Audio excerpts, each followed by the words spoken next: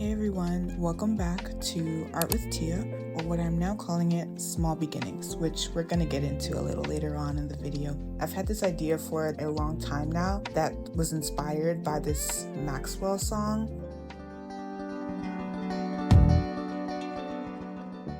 That I was obsessed with for a good season of time. I talked about it a bit in my last art vlog, but it's Saturday and I've completed some errands. I did what I had to do for the day, and now I'm ready to start small with this painting in my sketchbook. If I do like it enough, I'm thinking of having it on canvas and using oils. But today we're using gouache, and it has been a while since I've used gouache, so I'm kind of going to be teaching myself all over again.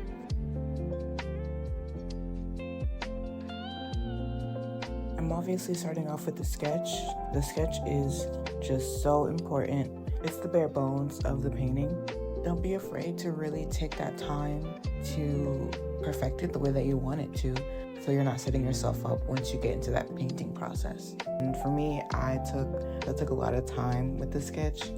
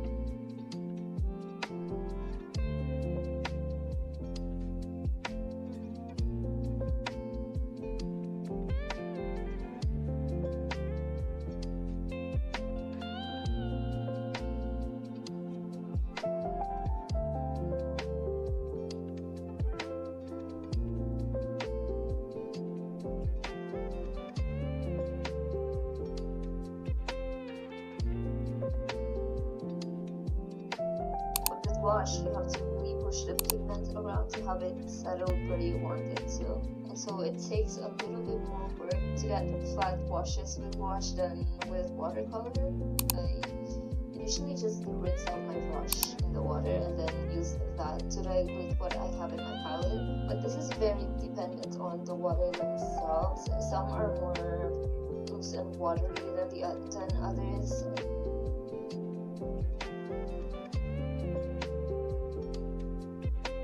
These gouache tubes have been sitting unused for such a long time now that the binder and the pigment are separating. So you kind of see some clear liquid coming out of the bottle. And if you have that, you can just mix it back in with the pigment or just discard of it. As far as colors, I decided to go with this red hue, this red tone covering the entire thing. The different tones and hues of red, I wanted it to give this romantic but thriller, moody feeling to the painting. And as you can see, it's a girl looking at herself in the mirror, but the girl in the mirror is looking back at her. I wanted the reflection to have this kind of longing. I used all the primary colors of red, blue, yellow to make the brown skin tone, but use more red to get the red hue that I want.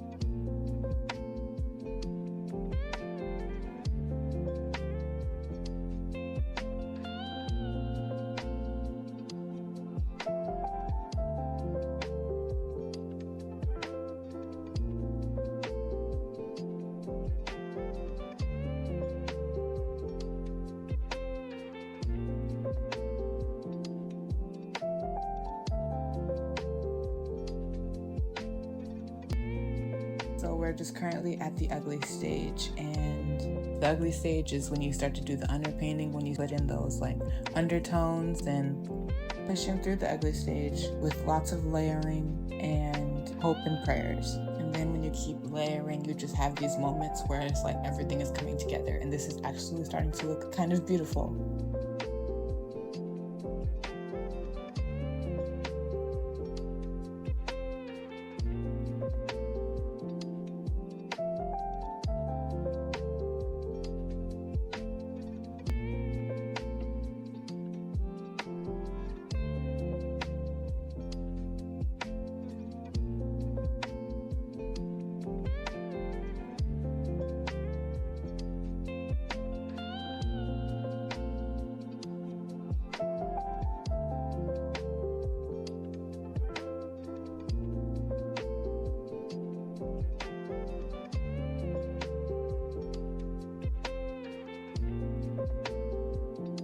Okay, so why the name Small Beginnings, you ask? Great question, y'all. Great question. So the name Small Beginnings came from basically a verse that I've been like sitting with for years. And I've spoken about this before in another video, but it's Zechariah 4:10, and the verse is, "Do not despise small beginnings, for the Lord rejoices to see the work begin." That's always been, I don't know, really meaningful to me because that's like real as hell. You shouldn't underestimate or despise the initial effort of a task, even though something you're doing may seem small or insignificant. Those small steps will lead to something greater, whatever that looks like. And I've always had a love-hate relationship with the concept of small beginnings because I don't know, I don't like starting small. Like I used to really can't stand it. I couldn't really start a task, and I felt like that verse kind of helped me and encouraged me to start things no matter how insignificant they felt or seemed. And like, yes, this verse is literally in the context of God encouraging Israelites to rebuild the temple, but different context, but same message. I feel like there are two things that really define who I am and the content that I create. The first being my creative outlets, and the second being me constantly have to push myself and challenge myself to do something. Art has always been my go-to for self-expression, like no matter how it's evolved, whether it's, something I've studied or something that just was a hobby for me. And also reading. As you've probably noticed, I talk about books a lot on my channel too. And so those two creative outlets, it's not the only two, but they are the main two that I've shared on this channel, and stuff that brings me a lot of joy. With challenging myself, I've been all about stepping outside my comfort zone just because I'm not a person that steps outside their comfort zone very often. So I actively have to intentionally push myself because that's not my natural inclination. And so creativity and challenging yourself, I feel like are what drives me and what I hope drives this channel as well. And so this concept of small beginnings and how great things can emerge from like small, simple starts, I feel like kind of just embodies like the idea of exploring your creative outlets and challenging yourself and making that like an everyday practice. And I just felt like small beginnings fit. It makes sense to me right now, so I'm just going forward in that direction. And yeah, that's why I renamed it Small Beginnings.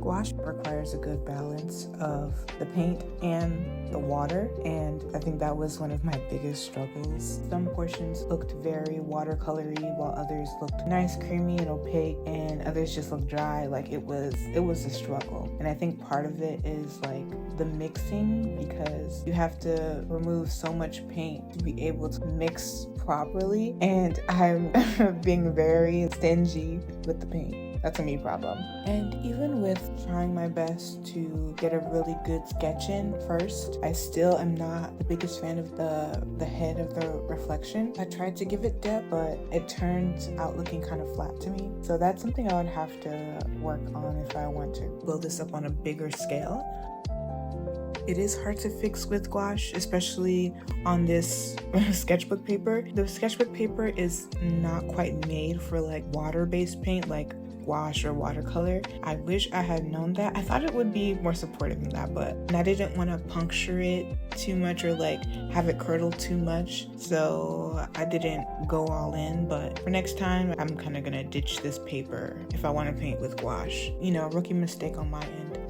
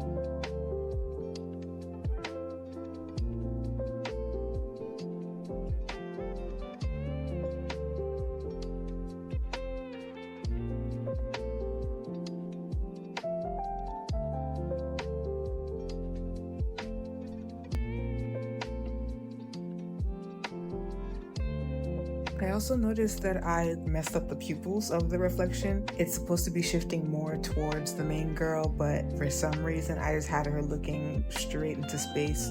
So that was something I kind of screwed up too. I think next time if I build this up on a bigger scale, I will probably use a reference that's just more specific so I can get those shadows and the depth correct, because it's hard. Because I had a reference of sorts, but it was very loose. We can either level up on not needing too many references, or we can get a better reference. So next time.